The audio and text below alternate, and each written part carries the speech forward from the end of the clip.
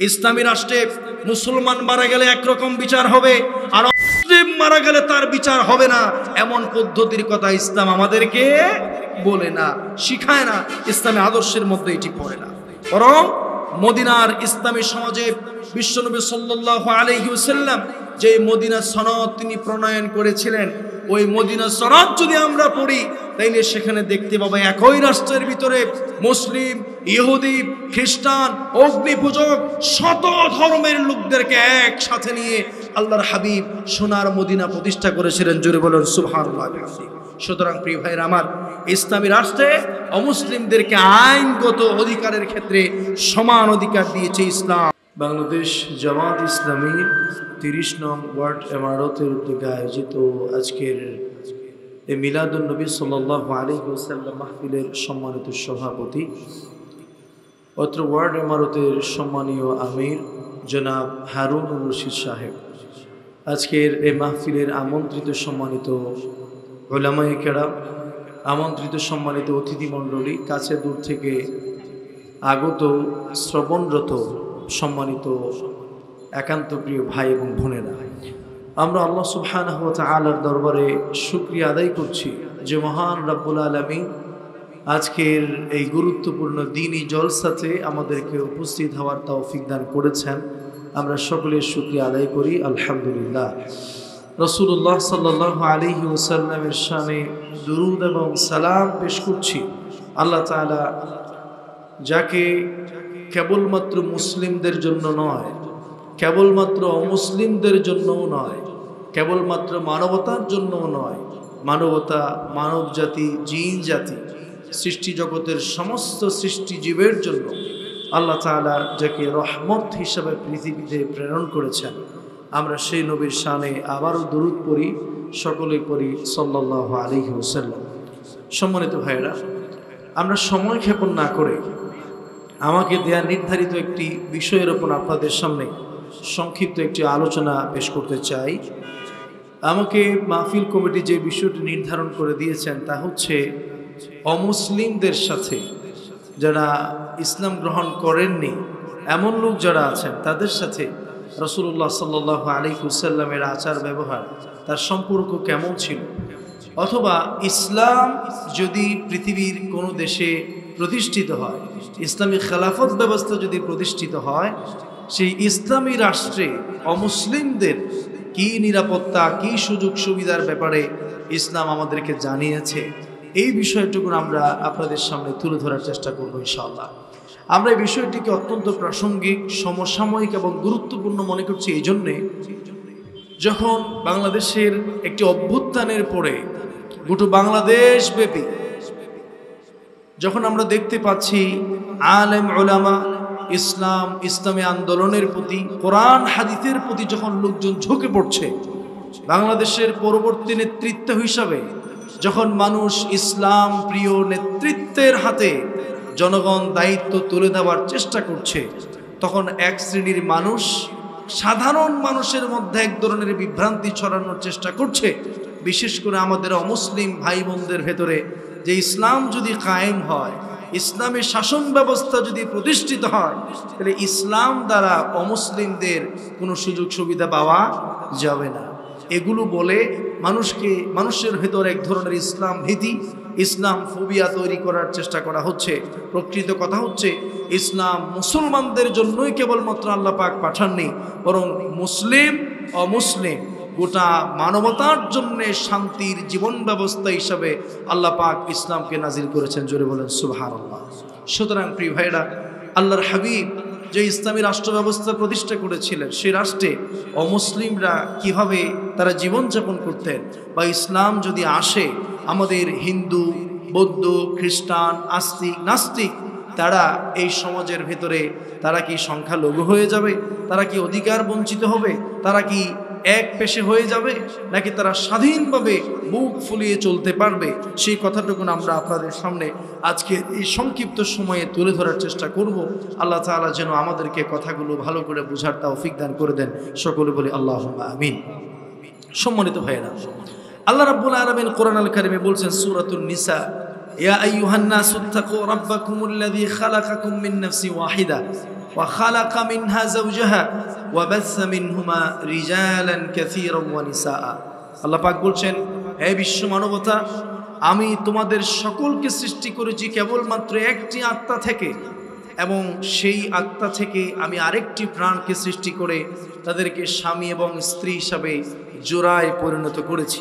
এরপর সেই এক জোড়া মানুষ থেকে এই পৃথিবীর নানান প্রান্তে আমি লক্ষ কোটি মানবতাকে ছড়িয়ে দিয়েছি। জোরে বলেন সুবহানাল্লাহ। এরপর রব্বুল আলামিন কোরআনুল কারীমে বলেন, হুয়াল্লাযী খালাকাকুম ফামিনকুম কাফিরুন ওয়া মিনকুম মুমিন ওয়াল্লাহু বিমা তা'মালুনা বাসীর। আমি যেই মানবতা কোটা পৃথিবীতে ছড়িয়ে দিয়েছি, সেখান থেকে একটি পক্ষ ঈমানের উপর অবিচল থাকলো, আর আরেকটি পক্ষ ঈমান পরিত্যাগ করে তারা কুফরের দিকে চলে গেল। এজন্য উলামায়ে কেরাম বলছেন, আল্লাহ রাব্বুল আলামিনের কোরআনের এই আয়াত প্রমাণ করে পৃথিবীর প্রথম মানুষ তিনি ছিলেন মুসলিম। ইসলামের ধারাবাহিকতা, ঈমানের ধারাবাহিকতা নিয়ে পৃথিবীতে মানুষের বৃদ্ধি, বংশবৃদ্ধি শুরু হয়েছে। কিন্তু কালক্রমে একটি পক্ষ ঈমান থেকে বিচ্ছিন্ন হয়ে তারা কুফরির পথকে বেছে নিয়েছে। আল্লাহর হাবিব এই কথাই তার হাদিসের মধ্যে বলেছেন, কুল্লু মাউলুদিন ইউলাদু আলাল ফিতরা, প্রত্যেক নবজাতক সন্তান মুসলিম হিসাবে জন্মগ্রহণ করে হিন্দুর ঘরে, খ্রিস্টানের ঘরে, ইহুদির ঘরে, নাস্তিকের ঘরেও যে সন্তান পৃথিবীতে আসে, জন্মসূত্রে, বৈশিষ্ট্য সূত্রে প্রত্যেকটা সন্তানই আল্লাহ পাক মুসলিম হিসাবে পৃথিবীতে পাঠান। কিন্তু তার বাবা, তার মা তাকে ইহুদি বানায়, তাকে খ্রিস্টান বানায়, তাকে অগ্নিপূজক বানায়, কিন্তু সৃষ্টিগতভাবে আল্লাহ রাব্বুল আলামিন প্রত্যেকটা মানুষকে ঈমান এবং ইসলামের বৈশিষ্ট্য দিয়ে পৃথিবীতে পাঠান। সুবহানাল্লাহ। তার মানে হলো এই পৃথিবীর সমস্ত মানবতা যারা পৃথিবীতে প্রথমে এসেছিলেন সকলেই মুসলিম ছিলেন। কালক্রমে বিভ্রান্তি পেয়ে যাওয়ার কারণে তারা ইসলাম থেকে দূরে সরে গিয়েছে। আল্লাহ রাব্বুল আলামিন এই গোটা বিশ্ব মানবতার জীবন ব্যবস্থা হিসেবে ইসলামকে তিনি আমাদের জন্য নির্ধারণ করে তিনি বলেছেন, ইন্নাদ-দীনা ইনদাল্লাহিল ইসলাম। মানুষ যত মতের হোক, যত পথের হোক, যত ধর্মীয় বিশ্বাসের অধিকারী হোক না কেন, আল্লাহর কাছে গ্রহণযোগ্য একটি ধর্ম আছে, একটি জীবন ব্যবস্থা আছে। সেই জীবন ব্যবস্থার নাম কি? আল্লাহ রাব্বুল আলামিন বলছেন, وَمَن يَبْتَغِ غَيْرَ الْإِسْلَامِ دِينًا فَلَن يُقْبَلَ مِنْهُ وَهُوَ فِي الْآخِرَةِ مِنَ الْخَاسِرِينَ। কেউ যদি ইসলামকে বাদ দিয়ে অন্য কোন জীবন ব্যবস্থা, মতাদর্শের উপর জীবন যাপন করে, সেটাকে পছন্দ করে তার আলোকে নিজে চলে সমাজ চালায়, রাষ্ট্রকে চালাতে চায়, আল্লাহ পাক বলেন তার কোনো আমল আল্লাহ পাক কবুল করবেন না, বরং আল্লাহর দৃষ্টিতে সেই লোকটা হলো ক্ষতিগ্রস্ত ব্যক্তি। জোরে বলেন নাউজুবিল্লাহ। সুতরাং প্রিয় ভাইরা, আল্লাহর সেই মনোনীত জীবন ব্যবস্থা, সেই ইসলাম এবং ঈমানকে নিয়ে পৃথিবীর আদিকাল থেকে আজ পর্যন্ত যারা আছেন, সেই ইসলাম তার মধ্য থেকে ছিটকে পড়া অমুসলিমদের জন্য কি অধিকার দিয়েছে, আসুন আমরা সংক্ষেপে সেগুলো বলার চেষ্টা করি। আমরা এই কথাও আপনাদেরকে নিশ্চিত করতে চাই, ইসলাম কেবলমাত্র তার জীবন ব্যবস্থাতে অমুসলিমদের অধিকার নিয়েই কথা বলেনি। ইসলাম এতটা বিশাল, এতটা প্রশস্ত, তা অমুসলিমদের পাশাপাশি একেবারে ছোট ছোট কীট পতঙ্গ পর্যন্ত, প্রাণী কুলের এমনকি গাছপালার অধিকার নিয়েও সুস্পষ্ট বক্তব্য দিয়েছে যে জীবন ব্যবস্থা, সেই জীবন ব্যবস্থার নাম হলো ইসলাম। রাসূলুল্লাহ সাল্লাল্লাহু আলাইহি ওয়াসাল্লাম কুকুরের অধিকার নিয়ে কথা বলেছেন, তিনি বিড়ালের অধিকার নিয়ে কথা বলেছেন, তিনি পিঁপড়ার অধিকার পর্যন্ত কি হতে পারে সেই সকল বিষয়েও বিস্তারিত বক্তব্য দিয়েছেন মুহাম্মদুর রাসূলুল্লাহ সাল্লাল্লাহু আলাইহি ওয়াসাল্লাম। সুতরাং যিনি পিঁপড়ার অধিকার নিয়ে কথা বলেন, যিনি বিড়াল, কুকুর, গরু, ছাগল ইত্যাদি প্রাণীর অধিকার নিয়ে বক্তব্য দেন, তার সেই জীবন ব্যবস্থাতে অন্য ধর্মের লোকদের অধিকার নিয়ে বক্তব্য থাকবে না, তা কখনো হতে পারে? আসুন আমরা 10টি পয়েন্টের সেই কথাগুলো জানার চেষ্টা করি। ইসলাম বা মুহাম্মদুর রাসূলুল্লাহ সাল্লাল্লাহু আলাইহি ওয়াসাল্লাম যে জীবন ব্যবস্থা এনেছেন, সেই জীবন ব্যবস্থায় অমুসলিমদেরকে মুসলমানদের মতোই সমানভাবে মানুষ হিসাবে সমমর্যাদা দেয়া হয়েছে। এমনকি অমুসলিম যদি মারাও যায়, তার লাশকেও সম্মান করার কথা বলেছেন মুহাম্মদুর রাসূলুল্লাহ সাল্লাল্লাহু আলাইহি ওয়াসাল্লাম। আল্লাহর নবীর হাদিসের মধ্যে এসেছে, হযরতে সাহাল ইবনে হুনাইফ এবং কায়েস ইবনে সাদ, তারা দুইজন বলছেন, আমরা একবার বসেছিলাম, এমন সময় আমরা দেখতে পেলাম একটা জানাজা যাচ্ছে, লাশ নিয়ে যাওয়া হচ্ছে। আল্লাহর নবীর সাহাবীরা, তাবেঈরা সেই লাশ দেখার পরে তারা দাঁড়িয়ে গেলেন। লোকেরা বলল, আপনারা যে লাশকে দেখে দাঁড়িয়ে গিয়েছেন, এই লাশ কোনো মুসলমানের লাশ নয়, এটা হলো একজন ইহুদির লাশ। তখন সেই সাহাবীরা বললেন, তারা বললেন, এটা যে ইহুদির লাশ আমরা জানি, কেননা বিশ্ব নবী সাল্লাল্লাহু আলাইহি ওয়াসাল্লাম একবার বসেছিলেন, তার সামনে দিয়ে একজন ব্যক্তি মারা গেল, তার লাশকে নিয়ে যাওয়া হচ্ছে। আল্লাহর হাবিব ওই লাশের সম্মানে দাঁড়িয়ে গেলেন। সাহাবীরা বললেন, ইয়া রাসূলুল্লাহ, যে মারা গেল সব মুসলমান না ইহুদি?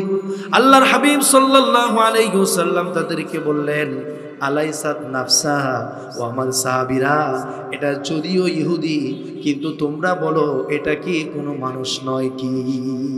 এটা যেহেতু মানুষ, সে মুসলিম হোক, অমুসলিম হোক, হিন্দু হোক, বৌদ্ধ হোক, ইসলামী জীবন ব্যবস্থা ওই ব্যক্তিকে যদিও সে অমুসলিম হয়, মুসলমানদের মতো মানবিক মর্যাদা, মানুষের মতো সমান মর্যাদা দিয়েছে যে জীবন ব্যবস্থা, সেই জীবন ব্যবস্থার নাম হলো ইসলাম। জোরে বলুন সুবহানাল্লাহ। প্রিয় ভাইরা আমার, আল্লাহর হাবিব ইসলামের নবী এবং রাসূল হওয়ার পরেও তার সমাজে কোনো মুসলিম যখন অসুস্থ হতেন, ওই অমুসলিম রোগীদেরকেও দেখতে যেতেন বিশ্বনবী মুহাম্মদুর রাসূলুল্লাহ সাল্লাল্লাহু আলাইহি ওয়াসাল্লাম। হযরত আনাস ইবনে মালিক বলেন, বিশ্বনবীর একজন খাদেম ছিল, ইহুদি বালক, অসুস্থ হয়ে মৃত্যু শয্যায় যখন বিছানায় পড়ে গেল, আল্লাহর হাবিব যখন জানতে পারলেন, তাকে দেখতে গেলেন। ইন্তেকালের বিছানাতে ওই যুবককে তিনি দ্বীনের দাওয়াত দিলেন। পাশে থাকা তার বাবার দিকে যুবক তাকিয়ে রইল, মানে বোঝাতে চাচ্ছে, আমি যে ইহুদি ধর্মের উপর আছি, মুহাম্মদ আমাকে ইসলামের দাওয়াত দিচ্ছে, বাবা তুমি কি বলো, মৃত্যুর আগে আমি কি ইসলাম গ্রহণ করব নাকি বাপ দাদার ধর্মের উপর থাকব? বাবা ইঙ্গিতে বললেন, মুহাম্মদ যা বলে তুমি তার সাথে তাই বলো। ওই যুবক ইন্তেকালের আগে ঈমান গ্রহণ করে পৃথিবী থেকে বিদায় নিলে আল্লাহর হাবিব বললেন, আলহামদুলিল্লাহিল্লাযী আনকাযাহু মিনান নার, আল্লাহর শুকরিয়া, আমি একজন ইহুদিকে দেখতে এসে তাকে জাহান্নামের আযাব থেকে হেফাজত করতে পেরেছি। সুবহানাল্লাহ। সুতরাং দ্বীনের নবী, ইসলাম ধর্মের নবী হওয়ার পরেও তিনি দেখতে গেলেন একজন ইহুদি অসুস্থ বালককে, যিনি মৃত্যু শয্যায় বিছানাতে পড়েছিলেন। এই জন্য আল্লাহর হাবিব সাল্লাল্লাহু আলাইহি ওয়াসাল্লাম বলেছেন, ফাদামুহু কাদামিনা, ইসলামী রাষ্ট্রে একজন মুসলমানের রক্তের যেমন নিরাপত্তা আছে, সমান গুরুত্বের সাথে একজন অমুসলিমের রক্তকেও আল্লাহর হাবিব বলেছেন, আমাদের রক্ত যেমন, ইসলামী রাষ্ট্রে একজন অমুসলিমের রক্তের নিরাপত্তাও তেমন। জোরে বলেন সুবহানাল্লাহ। সুতরাং ইসলামী খেলাফত ব্যবস্থা যদি আসে, আল্লাহর হাবিবের আদর্শ যদি আসে, মুসলিমরা যেমন নিরাপত্তার সুযোগ সুবিধা পাবে, ধর্মীয় কারণে অমুসলিমরাও কোনো ক্ষেত্রে বঞ্চিত হওয়ার সুযোগ। প্রিয় ভাইরা আমার, শুধু তাই নয়, আমার পিতামাতা, আপনার পিতামাতা, অথবা কোনো ব্যক্তি যদি ঈমান গ্রহণ করে আর পিতামাতা যদি অমুসলিম থেকে যায়, ইসলাম এই কথা বলে না তার সাথে সম্পর্ক ছিন্ন করো, বরং বাপ মা হিসাবে অমুসলিম হলেও বাপ মা যেই মর্যাদা পাবে, যেই সুযোগ সুবিধা পাবে, একই রকম সুযোগ সুবিধা, সম্মান, খেদমত করার কথা আল্লাহ রাব্বুল আলামিন কোরআনের কারিমে আমাদেরকে নির্দেশ দিয়েছেন। সুবহানাল্লাহ। আল্লাহ রাব্বুল আলামিন বলেন, ওয়া ইন জাহাদাকা আলা আন তুশরিকা বি মা লাইসা লাকা বিহি ইলমুন ফালা তুতি'হুমা ওয়া সাহিবহুমা ফিদ দুনিয়া মা'রুফা। যদি তোমার পিতামাতা তোমাকে শিরিক করার ব্যাপারে চাপাচাপি করে, চাপ প্রয়োগ করে, তোমাকে কষ্ট দেয়, তোমার সাথে যদি শিরিক করার ব্যাপারে, ইসলামী আদর্শ থেকে দূরে সরে যাওয়ার ব্যাপারে চাপ প্রয়োগ করে, ওই শিরকের ব্যাপারে পিতামাতার কথা মানা যাবে না। বরং যে ব্যক্তি আমার দ্বীনের পথে এসেছে তার কথা শোনো। কিন্তু ওই বাপ মা যতদিন পর্যন্ত বেঁচে থাকবে বাপ মার সাথে মন্দ আচরণ করা যাবে না। জোরে বলুন সুবহানাল্লাহ। আল্লাহর হাবিব মদিনায় চলে আসার পরে হুদাইবিয়ার সন্ধির পর হযরত আসমা রাদিয়াল্লাহু তাআলা আন্না বিশ্বনবীর কাছে আসলেন।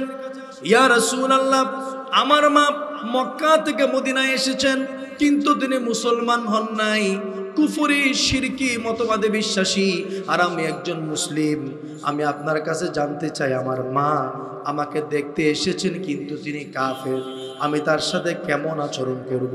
আল্লাহর হাবিব বললেন, মা সেটা কাফের হোক, মুশরিক হোক, নাস্তিক হোক, মা তার সন্তানের কাছে যেই নরম হৃদয়ের আতিথেয়তা তিনি পেতে পারেন, একই রকম সম্মান, ইজ্জত, মেহমানদারি তুমি তোমার মাকে করে দাও। জুড়ে বলেন সুবহানাল্লাহ।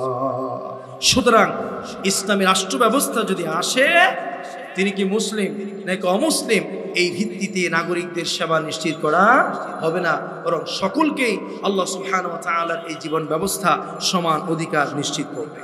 প্রিয় ভাইরা আমার, ইসলামী সমাজ ব্যবস্থায় মুসলিমরা একদিকে থাকবে, অমুসলিমরা থাকবে ভিন্ন এলাকায়, এমন কোনো সিস্টেম ইসলামে নাই।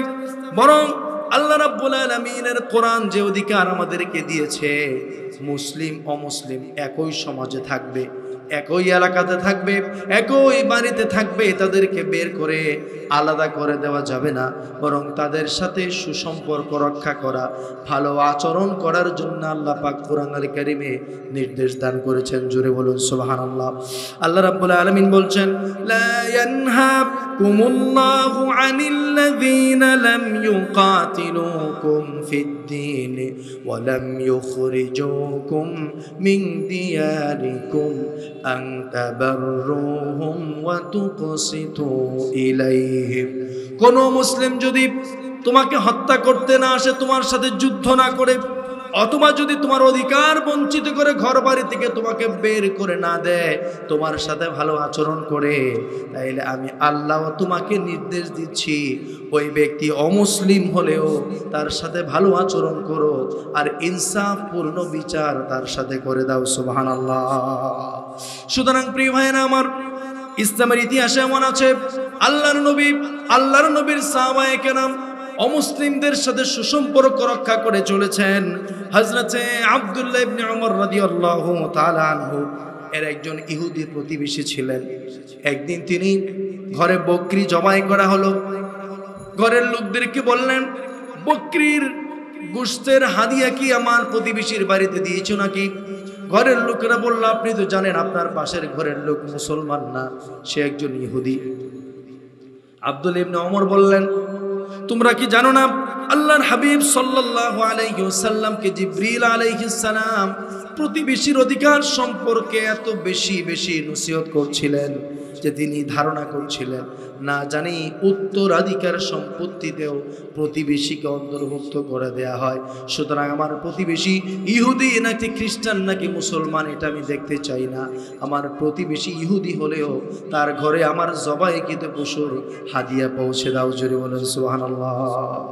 হযরত আয়েশা সিদ্দিকা রাদিয়াল্লাহু তাআলা আনহা, আলী, হযরত ওমর সম্পর্কেও এমন গুরুত্বপূর্ণ ঐতিহাসিক ঘটনা আছে যে তারা নিজেরা মুসলিম ইসলামের প্রতিনিধিত্ব করার পরেও প্রতিনিয়ত হিন্দু, খ্রিস্টান, বৌদ্ধ এবং ধর্ম বিশ্বাস করেন না এমন লোকদের করে হাদিয়া পাঠাতেন, তারাও মুসলমানদের করে হাদিয়া পাঠাতো। জোরে বলেন সুবহানাল্লাহ বিহামদিহি। শুধু তাই না, ইসলাম অমুসলিমদেরকে কতটা সম্মান দেয়, হিন্দু, খ্রিস্টান, বৌদ্ধদেরকে কতটা সুযোগ এবং অধিকার দিতে পারে। হাদিস শরীফের মধ্যে এসেছে, বনু সাকিব গোত্র থেকে কিছু সম্মানিত ব্যক্তি আল্লাহর হাবিবের সাথে সাক্ষাৎ করার জন্য তারা আসলেন।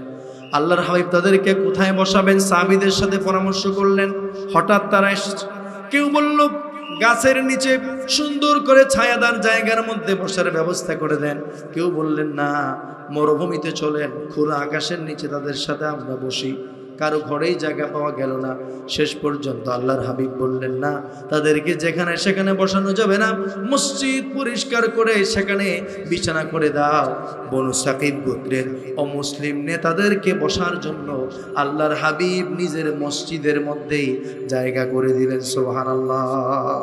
হাদিস শরীফের মধ্যে এসেছে, যখন নামাজ শুরু হয়ে গেল, সাহাবীরা বলল, ইয়া রাসূলুল্লাহ, আমরা তো এখন নামাজ পড়ব, কিন্তু মসজিদের ভিতরে তো হিন্দুরা বসা, খ্রিস্টান, ইহুদিরা বসা, মুশরিকরা বসে আছে, আমরা কি তাদেরকে বের করে দিব নাকি?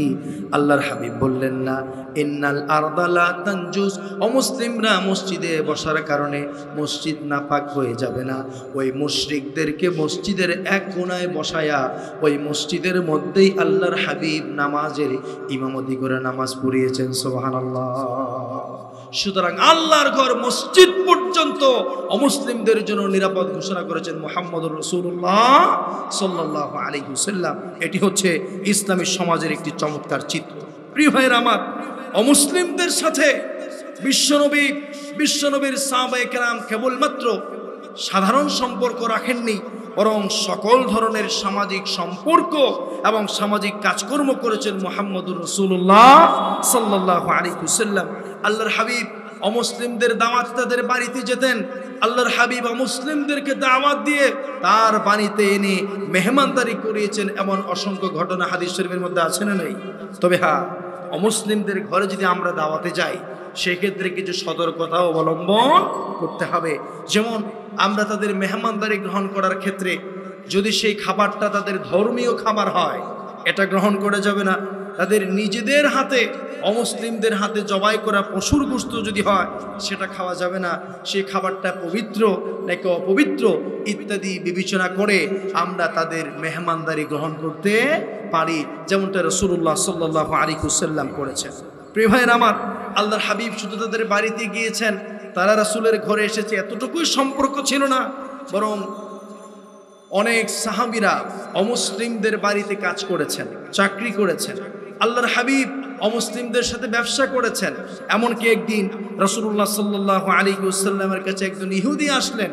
এসে তিনি রাসূলের কাছে টাকাগুলো ফেরত চাইলেন। ব্যাপারটা ছিল এমন, আল্লাহর হাবিব তার একটি বর্ম, যুদ্ধের অস্ত্র, একজন ইহুদির কাছে তিনি বন্ধক রেখে তার কাছ থেকে কিছু ঋণ নিয়েছিলেন। তার মানে ইসলাম, হিন্দু, বৌদ্ধ, খ্রিস্টান, অমুসলিম যারা আছে, সংখ্যালঘু যারা আছে, তাদের সাথে ঠিক ওই ধরনের সামাজিক সম্পর্ক রক্ষা করে চলেছেন, যেমনটা তারা করেছেন মুসলিম কমিউনিটিতে মুসলমানদের সাথে। জুড়ে বলেন সুবহানাল্লাহ।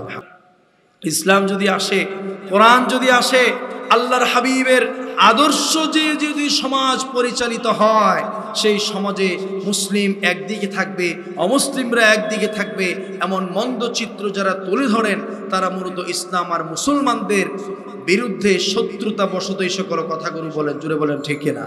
প্রিয় ভাইরা আমার, শুধু তাই নয়, ইসলাম তাদেরকে ইসলামী রাষ্ট্রে যে সকল অধিকারগুলো দেয়, একই রকম অধিকার মুসলমানরা মুসলিম রাষ্ট্রের ভিতরে পেয়ে থাকে। যেমন আমরা দেখি, অমুসলিমদের জন্য মুসলমানদের মতো সমান আইনগত অধিকারের কথা মুহাম্মদুর রাসূলুল্লাহ সাল্লাল্লাহু আলাইহি ওয়াসাল্লাম বলেছেন।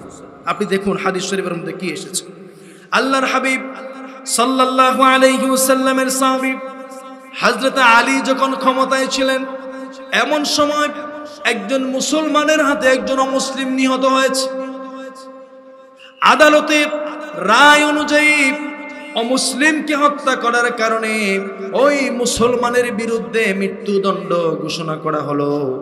ওই অমুসলিম সামনে এসে বললেন, মাননীয় বিচারপতি, আমি আমার ভাইয়ের হত্যার পরিবর্তে হত্যা আদালতের রায় পেলাম, কিন্তু আমি এই মুসলমানকে ক্ষমা করে দিতে চাই।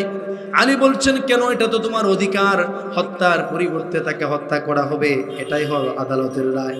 তিনি বললেন, না, আমি এটা চাই না, আমি চাই না আমার ভাইটাও মারা গেল এবং আরেকজন মানুষও মারা যাবেন, এই বিচারটা আমি চাই না। তিনি বললেন, তোমাকে কেউ ভয় দেখিয়েছে নাকি মুসলমানদের মধ্য থেকে যে তুমি তাকে ক্ষমা করে দিবে আদালতে গিয়ে? বলে আমি আদালতের সামনে আপনাকে বলছি, কেউ ভয় দেখায় নাই, কেউ ভীতি দেখায় নাই, কেউ আমাকে থ্রেট দেয় নাই। আমি স্বেচ্ছায় নিজের মন থেকে আমার ভাইয়ের হত্যাকারীকে ক্ষমা করে দিচ্ছি। হযরত আলী রাদিয়াল্লাহু তাআলা আনহু আদালতে বিশ্বনবী মুহাম্মদুর রাসূলুল্লাহ সাল্লাল্লাহু আলাইহি ওয়াসাল্লামের সেই হাদিস তাকে আবারও শোনালেন। আল্লাহর হাবিব বলেছেন, আলা মান যালামা মুআহাদান আবিন তাকাসাহু আও কাল্লাফাহু ফাওকা তাকাতিহি আও আখাযা মিনহু শাইআন ফাগাইরি তিবিন নাফসান ফাআনা হাজিজুহু ইয়াউমাল কিয়ামা। আল্লাহর হাবিব বলেছেন, কেউ যদি অন্যায়ভাবে কোনো অমুসলিমকে হত্যা করে, অথবা তার কোনো সম্পদকে কেড়ে নেয়, অথবা তার উপর কোনো জোর জবরদস্তি করে, কিয়ামতের দিন আমি বিশ্বনবী মুহাম্মদুর রাসূলুল্লাহ সাল্লাল্লাহু আলাইহি ওয়াসাল্লাম মাজলুমের পক্ষে দাঁড়িয়ে যাব, যদিও ওই মাজলুম অমুসলিম হয়ে থাকে না কেন। জোরে বলুন সুবহানাল্লাহ। ওই লোকটি বলল, খলিফা, আমি এই পরিবর্তন বিচার চাই না, বরং আমি আমার ভাইয়ের পক্ষ থেকে এই হত্যাকারী মুসলমানকে ক্ষমা করে দিলাম। জোরে বলুন সুবহানাল্লাহ। সুতরাং ইসলামী রাষ্ট্রে মুসলমান মারা গেলে একরকম বিচার হবে, আর অমুসলিম মারা গেলে তার বিচার হবে না, এমন পদ্ধতির কথা ইসলাম আমাদেরকে বলে না, শিখায় না। ইসলামী আদর্শের মধ্যে এটি পড়ে না। বরং মদিনার ইসলামী সমাজে বিশ্বনবী সাল্লাল্লাহু আলাইহি ওয়াসাল্লাম যে মদিনা সনদ তিনি প্রণয়ন করেছিলেন, ওই মদিনা সনদ যদি আমরা পড়ি তাইলে সেখানে দেখতে পাবো একই রাষ্ট্রের ভিতরে মুসলিম, ইহুদি, খ্রিস্টান, অগ্নিপূজক শত ধর্মের লোকদেরকে একসাথে নিয়ে আল্লাহর হাবিব সোনার মদিনা প্রতিষ্ঠা করেছিলেন। জোরে বলুন সুবহানাল্লাহ। সুতরাং প্রিয় ভাইয়ের আমার, ইসলামী রাষ্ট্রে অমুসলিমদেরকে আইনগত অধিকারের ক্ষেত্রে সমান অধিকার দিয়েছে ইসলাম। প্রিয় ভাইয়ের আমার, শুধু তাই না, মুসলিমদের নিরাপত্তা ব্যবস্থা একরকম হবে, অমুসলিমদের নিরাপত্তা ব্যবস্থা আরেক রকম হবে, এমন কথাও ইসলাম বলে না। বরং মুসলিমরা যেমন নিরাপত্তা ভোগ করবে, অমুসলিমদের জন্য সমান নিরাপত্তার কথা বলেছেন মুহাম্মদুর রাসূলুল্লাহ সাল্লাল্লাহু আলাইহি ওয়াসাল্লাম। বরং কোন আদালতে এমন হয়েছে যে রায় চলে গিয়েছে অমুসলিমের পক্ষে, মুসলমানকে দোষী সাব্যস্ত করা হয়েছে। আল্লাহর হাবিবের কাছে দুজন ব্যক্তি বিচার নিয়ে আসলেন, এটি জায়গার মামলা নিয়ে। আল্লাহর হাবিব উভয় পক্ষের বক্তব্য শুনে বিচারের রায় দিলেন ইহুদির পক্ষে, মুসলমানের বিপক্ষে। মুসলিম এই বিচারকে মানল না। অথচ আল্লাহর হাবিব সাল্লাল্লাহু আলাইহি ওয়াসাল্লাম তিনি যদি দল প্রীতি, স্বজন প্রীতি, ধর্ম প্রীতিকে প্রাধান্য দিয়ে অন্ধ বিচার করতেন, তাইলে তিনি তার দলের লোক মুসলমানের পক্ষে জায়গার রায় লিখে দিয়ে জায়গাটা তার নামে দিয়ে যেতে পারতেন। জোরে বলেন ঠিক কিনা? তার মানে ইসলামী খেলাফত ব্যবস্থা যদি প্রতিষ্ঠিত হয়, আদালতে কে মুসলিম, কে অমুসলিম, কে ইসলামের পক্ষে আর কে ইসলামের বিপক্ষে গিয়েছে, বিচারের ক্ষেত্রে এগুলোকে বিবেচনা করা হবে। বরং যেটি ন্যায় সে আদেশে দেয়া হবে, যেটি অন্যায় সে অন্যায়কে প্রতিহত করা হবে। প্রিয় ভাইয়ের আমার, সবচাইতে বেশি প্রপাগান্ডা চালানো হয় যে ইসলাম যদি ক্ষমতায় আসে, ইসলামী রাষ্ট্র ব্যবস্থা যদি প্রতিষ্ঠিত হয়, তাইলে মুসলিমদেরকে ধর্মীয় অধিকার দেয়া হবে না। ইসলাম যদি আসে, রাসূলুল্লাহ সাল্লাল্লাহু আলাইহি ওয়াসাল্লামের জীবন আদর্শে অমুসলিমদেরকে তাদের ধর্মীয় উপাসনা, তাদের ইবাদতগুলো করার জন্য পরিপূর্ণ স্বাধীনতা এবং সুযোগ দেওয়া হয়েছে। এক্ষেত্রে কোনো ধরনের হস্তক্ষেপ করা হয়নি। বরং অন্যান্য ধর্মীয় রাষ্ট্র যেগুলো আছে সেগুলোতে আমরা দেখেছি কেবলমাত্র তারা তাদের ধর্মকে সহ্য করে অন্য ধর্মাবলম্বীদেরকে তাদের ধর্মীয় অধিকার থেকে কিভাবে তারা বঞ্চিত করেছে, তার বাস্তব চিত্র আমাদের প্রতিবেশী দেশে আছে না নাই? আছে। অথচ মুহাম্মদ রাসূলুল্লাহ সাল্লাল্লাহু আলাইহি ওয়াসাল্লাম কি করেছেন তা দেখুন। আল্লাহ রাব্বুল আলামিন বলেছেন, ওয়ালা তাসুব্বুল্লাযীনা ইয়াদউনা মিন দুনিল্লাহি ফায়াসুব্বুল্লাহা আদওয়াম বিগাইরি ইলম। আল্লাহ রাব্বুল আলামিন বলছেন, আমার বান্দারা, তোমরা অন্যান্য ধর্মের উপাস্যদেরকে তোমরা গালিগালাজ করবে না, সেগুলোকে মন্দ ভাষায় তোমরা ডাকবে না। যদি তাদেরকে তোমরা গালিগালাজ করো, তাদের বিরুদ্ধে মন্দ কথা বলো, তাইলে তারাও তোমাদের রব সম্পর্কে আজে বাজে কথা বলবে। জোরে বলেন ঠিক কিনা? হযরত ওমর রাদিয়াল্লাহু তাআলা আনহু যখন খলিফা ছিলেন, খলিফা থাকা অবস্থায় তিনি বিভিন্ন ধর্মাবলম্বী লোকদের জন্য তাদের ধর্মীয় উপাসনালয় কানিসা তৈরির জন্য তিনি সুযোগ করে দিয়েছিলেন, যাতে করে মুসলমানেরা তাদের ধর্ম পালন করতে পারে আর অমুসলিমরাও তাদের ধর্মীয় সুযোগ সুবিধা সুন্দরভাবে তিনি ভোগ করতে পারেন। হযরত ওমর একবার সফর করলেন, যখন নামাজের সময় হলো তখন তিনি একটি গির্জার মধ্যে অবস্থান করছিলেন। পুরোহিতদেরকে বললেন, আমার জোহরের ওয়াক্ত হয়েছে, আমি সালাত পড়ব। ওই পুরোহিতরা বলল, আপনি গির্জার ভিতরে সালাত আদায় করতে পারেন। ওমর বললেন, না, আমি গির্জার ভিতরে সালাত পড়ব না, আমার জন্য বাইরে কোথাও সালাত আদায় করার ব্যবস্থা করাও। তিনি বাইরে সালাত আদায় করার পরে লোকেরা জানতে চাইল, আপনি আমাদের গির্জার ভিতরে সালাত পড়লেন না কেন? তিনি বললেন, আমি যদি আজকে তোমার গির্জাতে সালাত পড়ি, এমন একটি সময় ভবিষ্যতে আসতে পারে যে এই জায়গায় ওমর সালাত পড়েছে এই কথা ভেবে লোকেরা তোমার গির্জা ভেঙে আবেগের কারণে সেটাকে মসজিদও বানিয়ে ফেলতে পারে। ঠিক কিনা বলে? যাতে করে তাদের ধর্মীয় উপাসনালয় ক্ষতিগ্রস্ত না হয়, এই জন্য তিনি এই কাজ করলেন। সেই সফরে একজন ব্যক্তি আসলেন, এসে বলেন, ওমর, আপনার কাছে, আপনি খলিফার কাছে আমাদের একটি কঠিন বিচার আছে। কি বিচার? যে আমার একটি মূর্তি ছিল, আমার ওই মূর্তির নাক কে যেন ভেঙে ফেলেছে। আমার মনে হচ্ছে, আমার ধারণা যে এই কাজ কোনো মুসলিম ছাড়া অন্যরা করতে পারে না।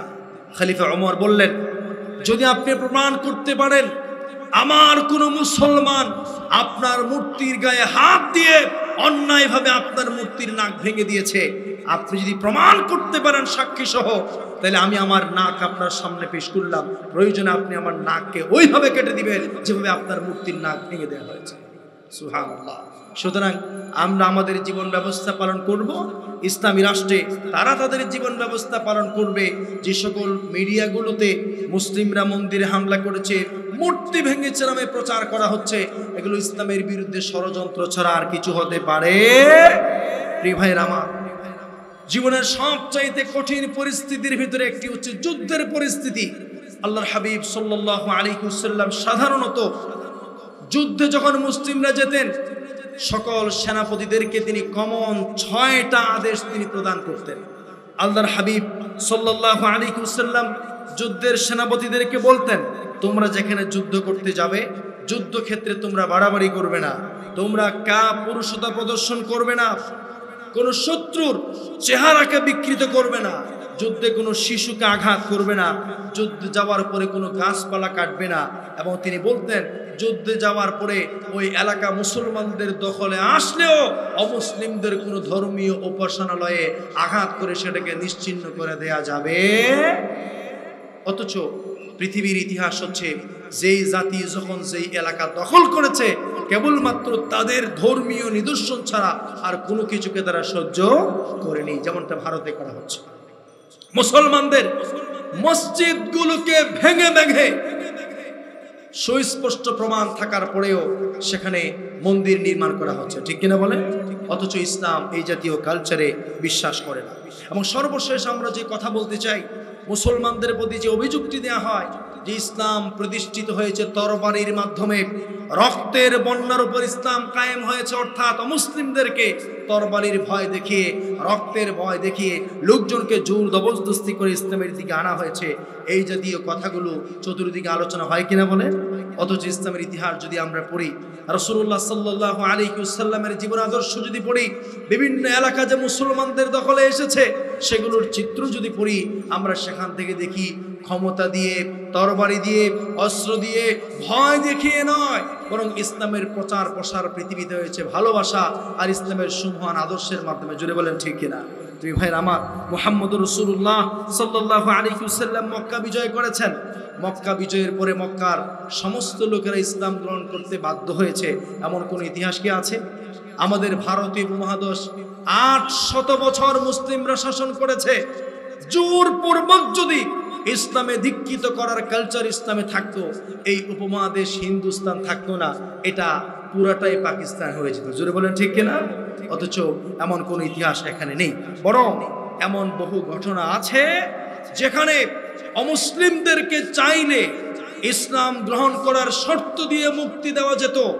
আল্লাহর হাবিব সাল্লাল্লাহু আলাইহি ওয়াসাল্লাম তাকে হত্যার পরিকল্পনা করেছে এমন ব্যক্তিদেরকে পর্যন্ত তিনি ক্ষমা করে দিয়েছেন। আর ক্ষমার সুযোগ পেয়ে তারা নিজেরা এসে আল্লাহর হাবিবের কাছে ইসলাম গ্রহণ করেছে। জোরে বলেন সুবহানাল্লাহ। আমরা এক্ষেত্রে একটি উদাহরণ দিয়ে কথা শেষ করতে চাই প্রিয় ভাইরা। হযরত আবু তালেব যখন তিনি ইন্তেকাল করেন, তার মৃত্যুর বিছানায়, মৃত্যু শয্যায় আল্লাহর হাবিব সাল্লাল্লাহু আলাইহি ওয়াসাল্লাম তার কাছে গিয়েছেন। তাকে বলেছেন, চাচা শেষবারের মতো অন্তত একটি বার আপনি মুখ দিয়ে কালিমা উচ্চারণ করুন, আমি আপনার জন্য কিয়ামতের দিন আল্লাহর দরবারে সুপারিশ করব। কিন্তু আবু তালেব রাসূলুল্লাহ সাল্লাল্লাহু আলাইহি ওয়াসাল্লামের সে আদেশ অথবা সে অনুরোধকে রাখলেন না, বরং তিনি তার ধর্মে অবিচল থেকেই অমুসলিম অবস্থায় পৃথিবী থেকে বিদায় নিয়েছেন। অথচ রাসূলুল্লাহ সাল্লাল্লাহু আলাইহি ওয়াসাল্লাম চাইলে কিন্তু তাকে কোনো না কোনোভাবে ইসলামে নিয়ে আসতে পারতেন, ফোর্স করতে পারতেন। অথচ আল্লাহর হাবিব তাকে তার সবচেয়ে কাছের লোকটাকেই তিনি এইভাবে করে তিনি তাকে উন্মুক্ত করে দিয়েছেন, তাকে স্বাধীনতা দিয়েছেন যে তিনি চাইলে ইসলাম গ্রহণ করতেও পারেন অথবা তিনি তার মতের উপর অবিচল থাকতে পারেন। প্রিয় ভাইরা আমার, এমনকি ইসলাম অমুসলিমদেরকে ইসলামের নিজেদের অর্থ খরচ করে তাদের কল্যাণে কাজ করার সুযোগ করে দিয়েছে। কিভাবে?